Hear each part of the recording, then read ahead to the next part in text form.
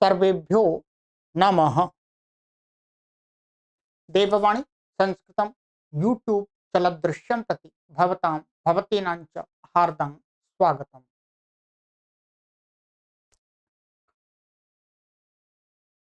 मित्रों, काशिका वृत्ति अध्ययन कर रहे हैं और काशिका वृत्ति में हमारा प्रथम पाद प्रथम अध्याय चल रहा है और आज हमारी कक्षा संख्या है 63वीं 30वीं कक्षा को पढ़ेंगे आज। ठीक है, 29 कक्षाएं हमारी हो चुकी हैं।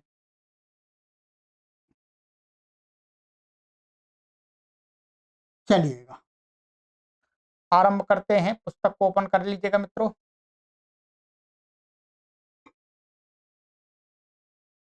गत कक्षा में मैंने आपको एक सूत्र पढ़ाया था, इग यणः संप्रसारणम्। ये सूत्र पढ़ाया था, ठीक है। पूरा विस्तार से मैंने आपको समझा दिया। चलिएगा अब इसके आगे चलते हैं। आगे क्रम में आता है हमारा सूत्र है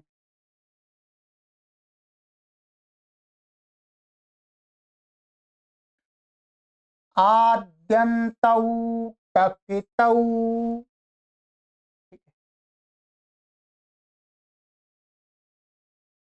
इसका अर्थ है आदिष्टिद् भवति अन्तः किद् भवति षष्ठी निर्दिष्टस्य। कि पाणिनीय शास्त्र के अंदर षष्ठी से निर्दिष्ट जो कुछ आदेश होता है, यदि वो टित है तो वो जिसको कहा है उसके आदि में बैठता,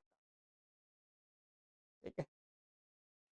और यदि वो कित है तो जिसको कहा है उसके अंत में बैठता है, ठीक है।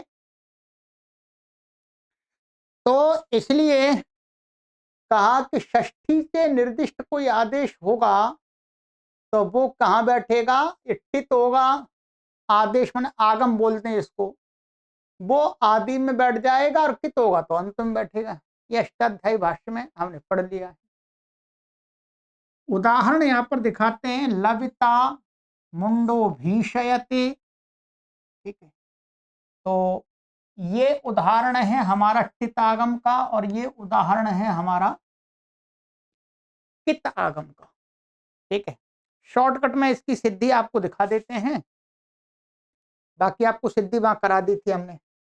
तो लविता में क्या है, ये लुई छेदने धातु है, ठीक है। लुई छेदने और यहाँ पर ये लुट लकार का है। इसको लुट का भी मान सकते हैं और त्रिच का भी मान सकते हैं। तो यहाँ पर लुट का दिखा देते हैं, लुट का दिखाया है टीकाकारों ने। तो लुट लकार में लब का यहाँ पर क्या आता है, ये लुट लकार है। इसको त्रिवादी उत्पत्ति करके टिप आ गया, ठीक है। यहाँ पर क्या आ जाएगा,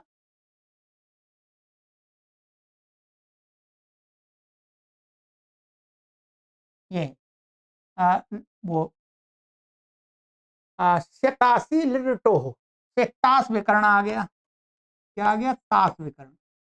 ये टिप, टिप को क्या हो जाता है, लुटह प्रथम से डारऊ रसह से इसको डा हो जाता है। तो ये क्या बन जाता है, लू, और ये तास और डा का आ बन जाता है, ठीक है। अब यहाँ पर इसको गुण भी हो जाता है, सार्वधातुक कार्धातुक से गुण होकर के ये ओ हो जाता है, ठीक। अब यहाँ पर आर धातु कस्तिड बलादे से इट आगम प्राप्त होता है। क्या है, आर धातु कस्तिड बलादे से इट आगम प्राप्त होता है। तो ये हो गया। और यहाँ पर क्या है, डितकरण सामर्थ्यात अवस्यापी टेर लोपा से टी का लोप हो जाता है तो ये क्या बचता है ता, और यहाँ इटागम, अच्छा वो इट आर धातु कचरे लादे से इटागम, इटागम कहाँ पर हो, ये क्या है, षष्ठी से निर्दिष्ट को कहा है, क्या है, आर धातु का स्टेड बलाते है, ये आर धातु प्रत्यय है, आर धातु कम शेष से, तो अब वो कहां पर हो, इसके स्थान में हो, इसके आदि में हो, ठीक है, तो कहते हैं इट्टित आगम है इसलिए आदि में होगा, तो आद्यंत टकित से इट यहाँ पर हो गया ये, और फिर इसका टी का लोप हो जाएगा, तब बचेगा, इसको अब आदेश हो जाएगा, क्या बना, ला व ई और ये ता, आ जुड़ जाएगा, लविता बन जाएगा। ये त्रिच का भी प्रथमा व्यक्ति एक वचन में बन जाता है, परंतु यहाँ त्रिच का नहीं, टीकाकारों ने इसमें रुट लकार के प्रथम पुरुष का एक वचन का दिखाया है, ठीक है, तो ये हो गया, बाकी और कोई विशेष नहीं है, ठीक है, इसी प्रकार से पठिता भी बना सकते हैं। दूसरा उदाहरण दिया है इन्होंने भीषयते, ये भी सिद्धि हमने आपको करा दी है। भीषयते में क्या, इम्ही भय धातु भी, और यहां पर इसको क्या करेंगे, पहले इसको हेतुमती से इणच ले आएंगे, इणच ले आए हम यहाँ पर ये निचलाए नियन धातु बनाई बनाई हमने, ठीक है, परंतु इसको यहाँ पर हे भियो हेतु भय शुक, क्या है सूत्र है, भियो हेतु भय शुक, माने हेतु भय अर्थ में वर्तमान भी धातु से क्या होता है, शुक आगम होता है, तो इसको शुक आगम कहा, भियो हेतु भय शुक, ये सूत्र है, तो देख लीजिएगा। तो अब शुक कहां पर हो, इसको कहा षष्ठी से निर्दिष्ट है, जैसे भिया, भिया क्या है, षष्ठी है भिया, तो शुक आगम का, तो शुक क्या है, कित है, का कित संज्ञा होनी है इसकी, ठीक है, तो कहां पर होगा, इसके आदि में नहीं होगा, अंत में होगा, तो यहां पर क्या हो गया, शुक हो गया, कित है का कित संज्ञा, उगित संज्ञा से बच्चा क्या बना, भीषी, ये बन गया, ये भीषी बन गया, फिर इसको आगे आत्मनेपद हो जाता है, ठीक है, तो ये आत्मनेपद होकर के इसको भियो हेतु भय शुक, और वहीं पर ये सिद्धि हमने आपको कराई है, ये आत्मनेपद आ गया, ते हो गया, और ये टप आ गया, ठीक है, टप का गुण हो गया, और आया आदेश होकर के क्या बन गया, ये भी श य ते, ठीक है, इसकी सिद्धि मैंने आपको कराई थी, ये हमारा सूत्र था,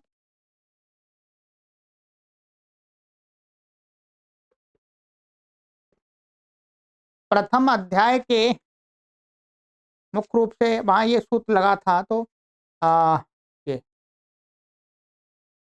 यहाँ पर भी ये था हमारा, हाँ भीषयते यहीं कराई है, इसी सूत्र पर कराई थी, ठीक है, पीछे अष्टाध्यायी भाष्य में देख लीजिएगा, ये दी है यहाँ पर इस पुस्तक में, पेज नंबर आपका है ये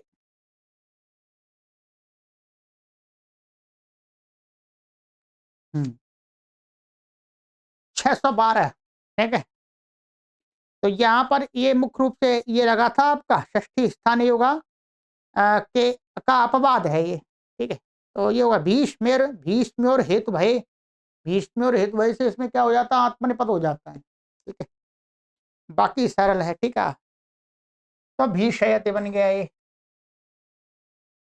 तो मुख्य रूप से यहाँ पर हमें ये दिखाना है कि जो टित आगम होते हैं वो जिसको कहे हुए होते हैं वो उसके आदि में होते हैं और टित अंत में होते हैं। प्राप्त क्या था, प्राप्त ये था, आगे सूत्र आएगा षष्ठी स्थाने योगा, क्या आगे सूत्र आएगा षष्ठी स्थाने योगा, ये ये क्या कहता है, षष्ठी से निर्दिष्ट जो आदेश होता है जिसको कहा है उसके स्थान में होता है, तो ये जैसे जिसको कहेंगे उसके स्थान में हो रहे थे, तो उसका इसका अपवाद है कि षष्ठी से निर्दिष्ट आदेश यदि कित होगा टित होगा तो वो उसके स्थान में नहीं होता है, किसके उसके टित आदि में होगा, कित अंत में होगा, तो षष्ठी स्थानीय योगा का ये वास्तव में क्या है, अपवाद है। टित प्रदेशाः, टित प्रदेश में टित का कार्य कहां पर, तो आर धातु कस्तित बलादे से इसमें इटागम का टित है। इत्येवम आदयः टित प्रदेशाः भियो हेतु भय शुक शुक बताई दिया, इत्येवम आदयः। तो ये है, ठीक है। चलिएगा, सिद्धियों को आपको हम बार बार कहते हैं कि अष्टाध्यायी भाष्य प्रथमा वृत्ति में ही आपको देखनी पड़ेगी सिद्धि, ठीक है। क्या सिद्धि आपको करनी है तो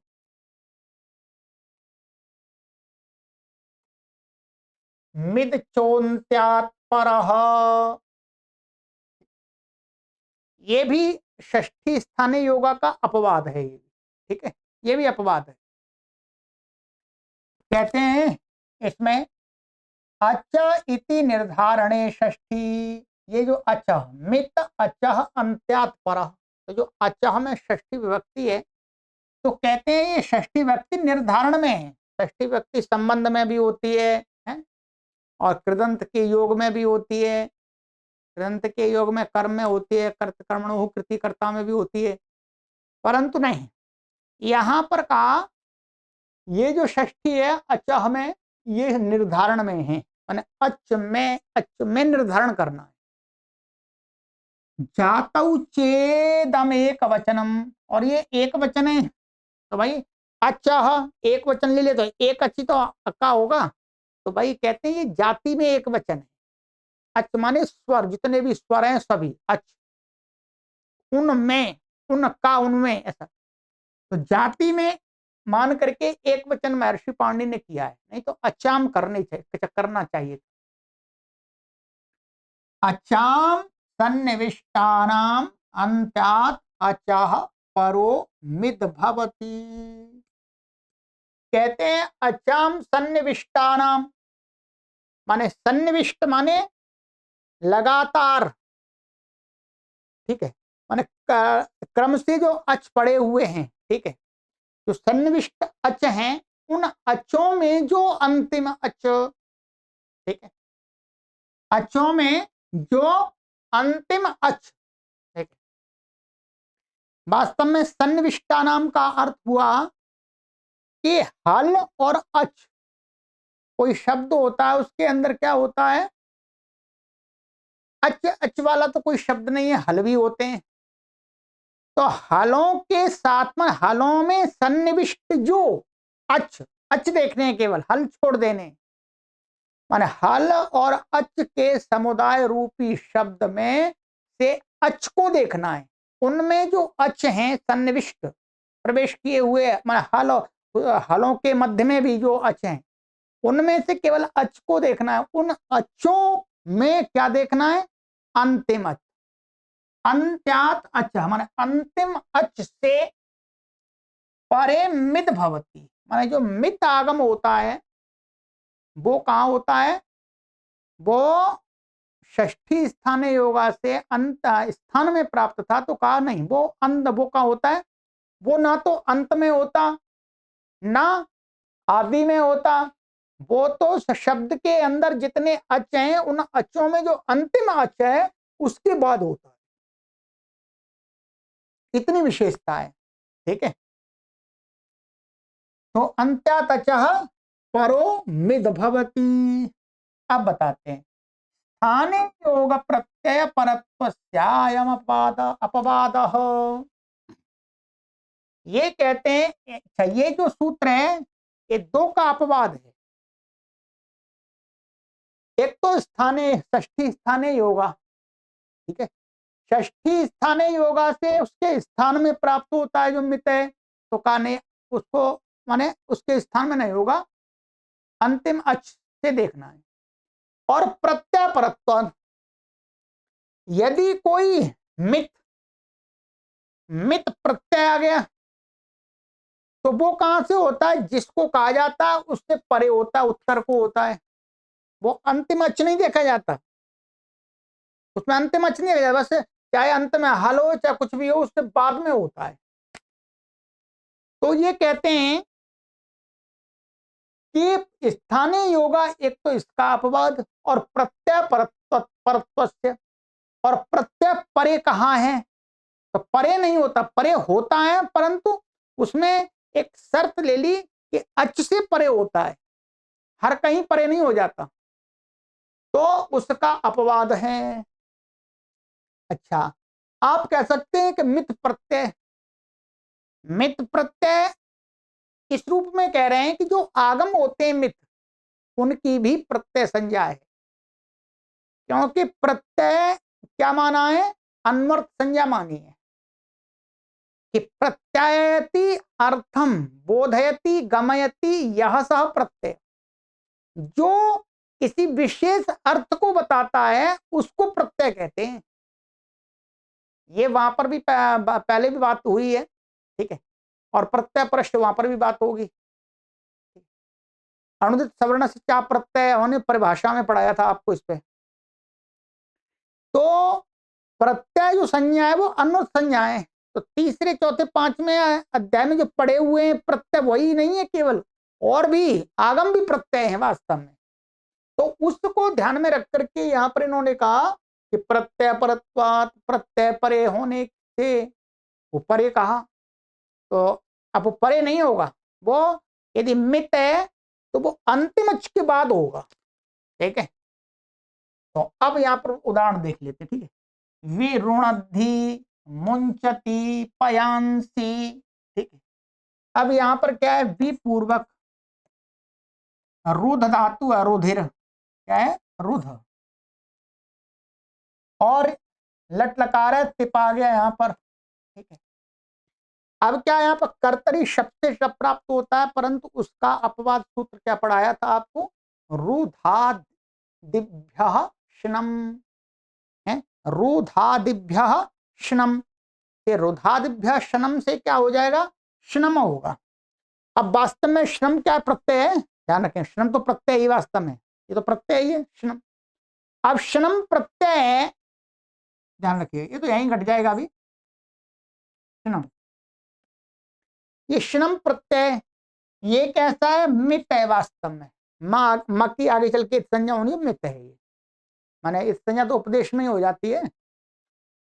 तो अब ये प्रत्यय होने से किससे कहा है, धातु से कहा है, सार्वधातुक के परे रहते, कर्तृवाचनी सार्वधातुक के परे रहते, धातु से प्रत्यय, तो ये कहां पर पप हो रहा, प्रत्यय परश्च यहां पर हो रहा था, ठीक है, ठीक। और रोधादिभ्यशनम, यदि ये वास्तव में, यदि जो कर्तृवाचनी सार धातु के ये सप्तमी है, वो सप्तमी क्या है, पूर्व का जो रुदादिभ्य तो पंचमी है उसको षष्ठी में बदलती है, वास्तव में क्या है, षष्ठी में बदलती है, बेशक पंचमी है परंतु उसका क्या है, सप्तमी पंचमी में बदल देती है। तो षष्ठी स्थाने योगा से रुधादियों को कहा है, तो फिर इसके स्थान में हो रहा था, तो कहा नहीं, ना तो ये परे होगा ना स्थान में होगा, ये कहां होगा, ये मित है, इसलिए जिसको कहा है उसमें अंतिम अच क्या है, अंतिम अच अर्थात आद्यंत बदे कस्मिन, भाई एक वही आदि है वही अंत है, तो यहां पर अंतिम अच क्या है, ऊ, तो ऊ के बाद में यहां बैठेगा ये श्नम, यहां ऐसा लगाते हैं, म की संज्ञा हो जाती है, ठीक। तो क्या स्थिति बन जाती है, वी उपसर्ग है ये, और रू, और ये ना, और ये धा, और ये ती, ठीक है। इसी प्रकार से है, बाकी सिद्धि पूरी वहां पर देखिएगा क्रमशः, बस बन गया। तो ये इसका प्रयोजन घट गया, मित होने से अंतिम अच से परे हो गया। अब यहाँ पर झषस तथोर धोधा से झस से उत्तर तक को क्या हो जाता है, ध हो जाता है, ये ध हो गया। झलाम जश झसी से क्या हो गया, द, ध को द हो गया। और अट कुप्पंग नुम व्यवाय पी से क्या हो गया, इसको अणत्व हो गया, तो क्या बन गया, विरुणद्धि, प्रयोजन घट गया पूरा, ठीक है।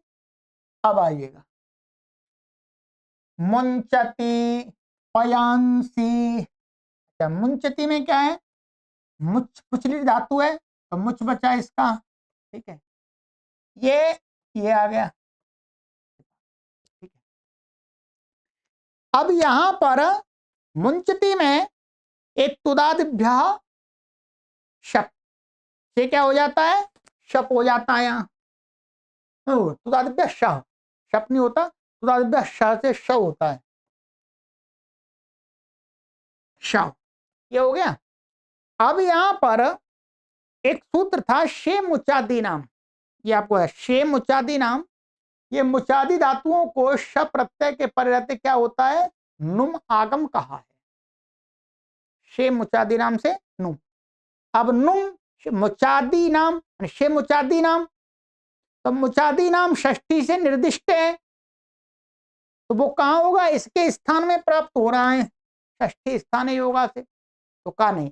जो नुम है वो मित है, क्या है, मित, आगे मक्की संज्ञा होने इसलिए मित है, इसलिए वो क्या है, अंतिम अच बने, ये अंतिम अच है, अचाम मध्य तो आद्यंत बदे कस्मिन से, वही एक ही अंत है, एक ही आदि है।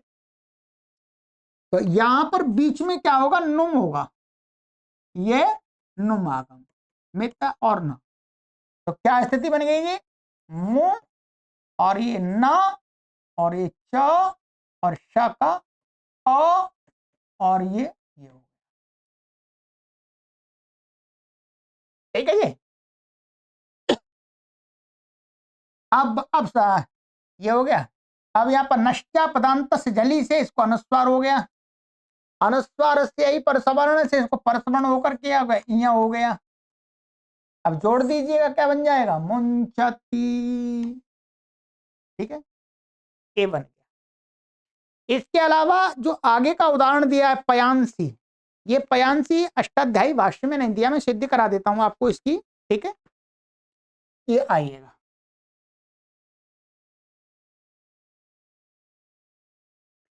पयांसी में क्या है, पयस शब्द है, ये शब्द रूप है पयस, ठीक है, और यहां पर क्या है, जस आ गया, नपुंसक लिंग का है, इसलिए जस शशोह शी से क्या हो जाता है, शी आदेश हो गया यहां पर, ये हो गया शी, और शी सर्वनाम स्थानम से इसकी सर्वनाम स्थान संज्ञा हो गई।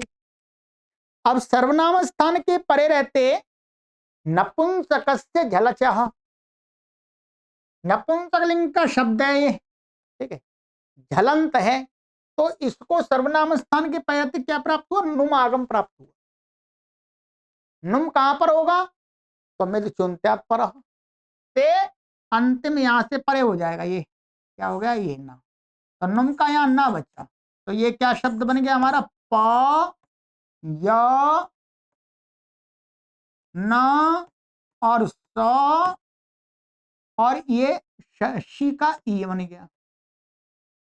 अब यहां पर सूत्र लगता है हमारा शांत माता संयोगस्य, ठीक है, शांत माता संयोगस्य माने संयोगांत सकारांत, माने जो संयोगांत और सकारांत के नकार की उपधा को दीर्घ होता है सर्वनाम स्थान के परे रहते। शांत माता संयोग से सूत्र कहा है, छठवें अध्याय के चतुर्थ पाद में है, आरंभ। तो शांत संयोगांत नकार की उपधा को दीर्घ होता है सर्वनाम स्थान के परे रहते, सारी शर्तें घट रही हैं, इसलिए क्या हो जाए, इसकी उपधा को दीर्घ हो गया। नष्टा पदांत से जली ये अनुस्वार हो गया, यहाँ पर सवर्ण प्राप्त पर सवर्ण है ही नहीं, अनुस्वार से यही है ही नहीं, ये प्रत्यार में आता ही नहीं सा, तो ये क्या बन जाएगा, प या बन गया, सभी सूत्र लगा दिए मैंने आप, तो ये बन गया। अब आते हैं मित प्रदेशा, मित प्रदेश कहाँ है, मित कहाँ कहाँ गए, तो कहते हैं रूधादिभ्य स्नम इत्येवम आदयः।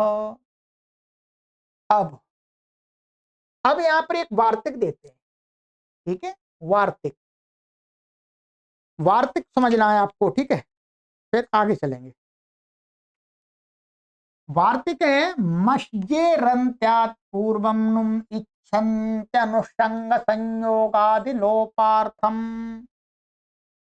कहते ये जो महर्षि पाणिनि ने सूत्र बनाया है ये तो ठीक है, परंतु कहते हैं कि मश्ज धातु क्या है, टू मश्ज धातु है ना, मश्ज,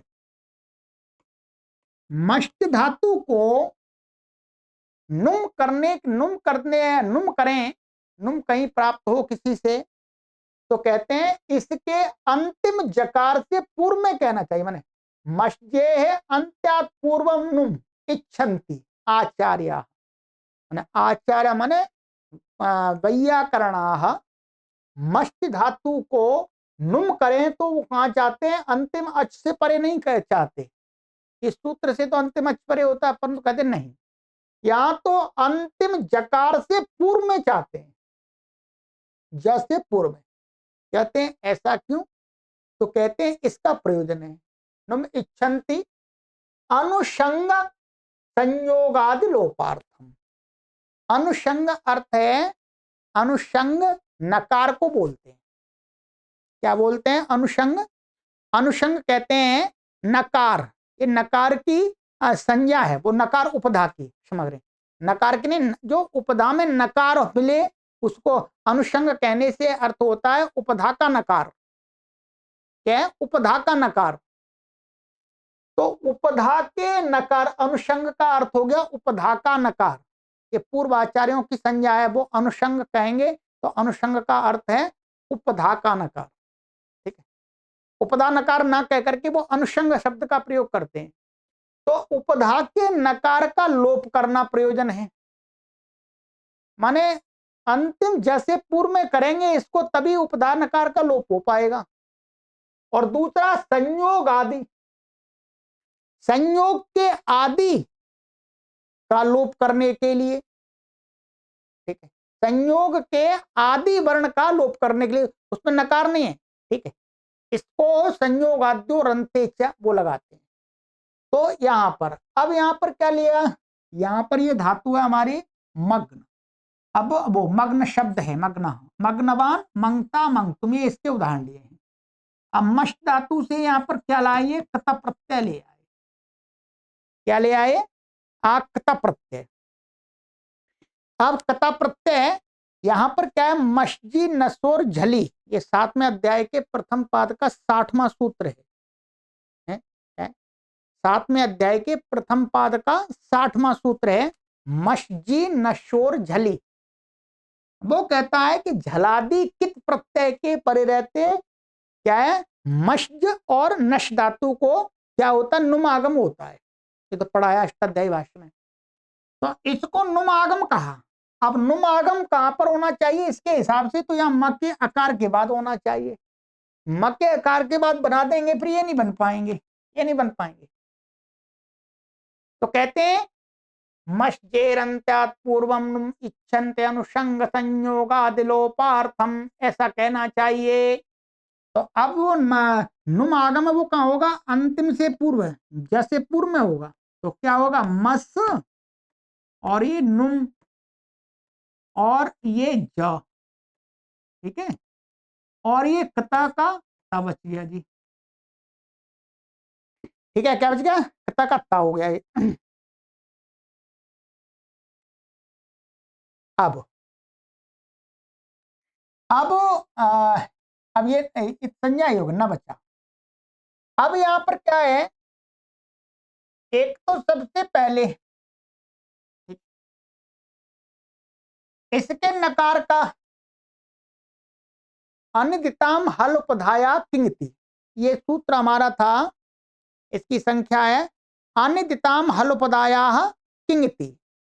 यहां पर इससे क्या हो जाएगा, नकार उपधाकार कित प्रत्यय के परे रहते लोप कहा है। ठीक है, अनिदिताम हल उपधाया किंगति। तो अब क्या है, उपधा में ये नकार मिल गया तो नकार का लोप हो गया।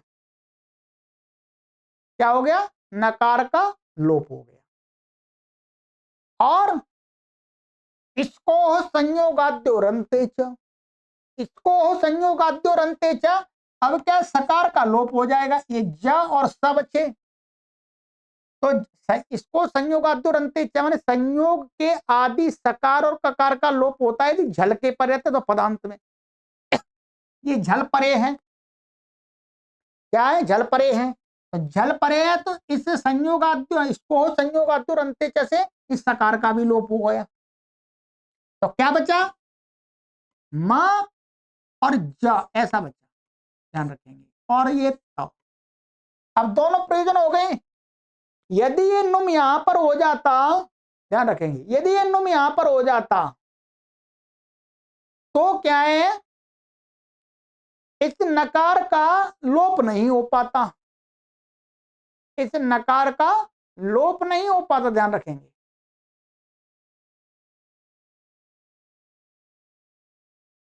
तो इसलिए कहा कि नकार का लोप, अब यहां पर हमने यहां पर कर दिया तो नकार का लोप हो गया ये, ठीक है। और दूसरा संयोग आदि, संयोग आदि सकार का भी लोप नहीं हो पाता, संयोग आदि सकार का भी लोप नहीं हो पाता, ठीक है। क्यों? हाँ,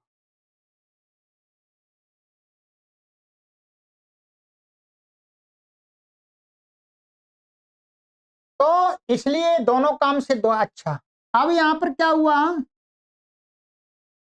अब यहां पर चोह कुह, क्या है, अब लगा दिया हमने इसको चोह कुह, चोह कुह से क्या हो गया, इसको कुत हो गया, माने स्थानांतर तमा से गा हो गया, ठीक है। और ये धातु क्या थी, टू मशजो, ठीक है। तो ओदित है ये धातु टू मशजो। तो इस प्रकार से आ, ओदित धातु होने से ओदितश्च, ओदितश्च से क्या हो गया, इसके निष्ठा के तकार को नकार हो गया। ये मग्ना मग्नमान सिद्धि तो वहां कराई है हमने, ठीक है। तो क्या हो गया, ये नहीं, ये हमने दूसरी ओदितश्च पर कराई है। तो मग्ना, ये ओदितश्च सूत्र है, ध्यान रखेंगे, ओदितश्च, ये 8वें अध्याय के द्वितीय पाद में है। इससे क्या हो, उदित धातु है, टुमश जो धातु है ये, तो इससे उत्तर क्या है, निष्ठा के तकार को नकार हो गया। तो क्या बन गया, मग्न, स्वादित्पत्ति करके मग्न, तवतु प्रत्यय में मग्नवान बन गया, सिद्धि कर लीजिएगा, ठीक है। प्रयोजन भैया आ गया मंगता मंगतुम। अब यहां पर मंगता, ये क्या है, मश धातु है, मश, ठीक है।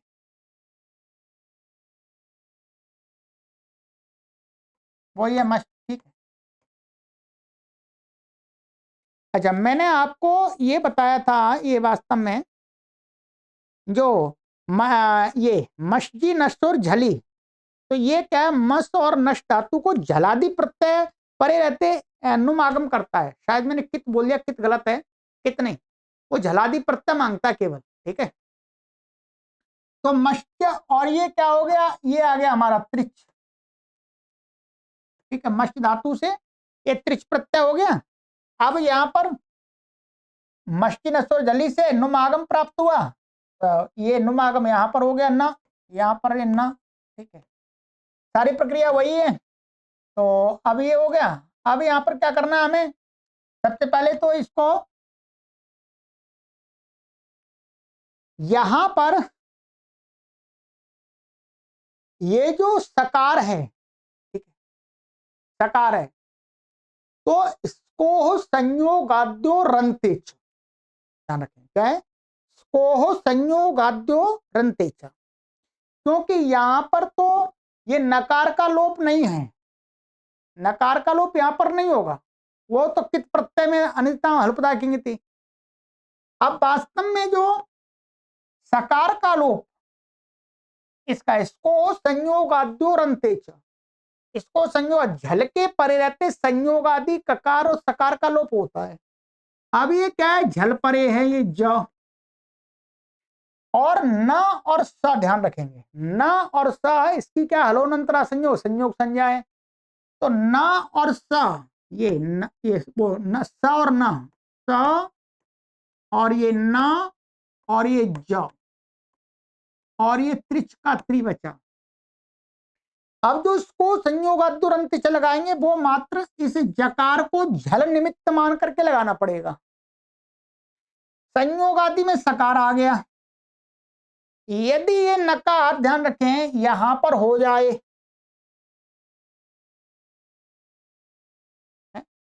तो लोप नहीं हो पाएगा, तो इसलिए कहा यहां पर क्या कर दिया, ये न यहां पर हो गया, संयोगादि लोप हो गया, ठीक है। नष्टा पदांत से जली से इसको क्या हो गया, अनुस्वार हो गया। और चोह कुह, चोह कु से यहां पर ग हो गया, क्या हो गया, चोह कु से ग हो गया। और फिर अनुस्वार से ऐ पर सवर्ण, भाई खरीच लग गया पहले, ये खरीच से इसको क्या हो गया क, अनुस्वार से ऐ पर सवर्ण से इसको परसवर्ण होकर के ग बन गया। तो क्या बन गया, मंत्री, क्या बनेगा, मंत्री। अस्वादी उत्पत्ति करके कर्त्री कर्ता चेता नेता आदि के समान क्या बन गया, मंगता बन गया, ठीक है। अच्छा ये हो गया हमारा, ठीक है। अब है मंगतुम, ऐसे तुम प्रत्यंत से बना लिया मंगतुम, ठीक है, बिल्कुल वही प्रक्रिया है सारी। तो यहां पर ये तो प्रयोजन दिखा दिए, ठीक। मश्चे अंत्यात पूर्वम नुम इच्छन्ति अनुषंग संयोगादि लोपार्थम, संयोगादि लोप के लिए, और अनुषंग माने उपधान नकार के लोप के लिए, ठीक है। अब इसकी सिद्धि कीजिएगा आप।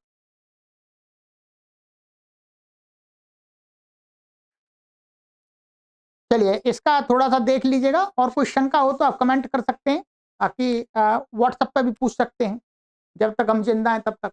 ठीक है, मर गए फिर तो कोई दूसरे कोई पूछना पड़ेगा आपको, ठीक है। चलिए तो आज इतना ही करेंगे, ठीक है। यहाँ बहुत ठंड हो रही है आजकल, बर्फ कट रही है, के माने बर्फ कट रही है माने गिर रही है। देसी भाषा में कटरी बोल देते हैं, तो बर्फ गिर रही है। चलिएगा आगे की कक्षा मिलते हैं। सर्वेभ्यो नमः।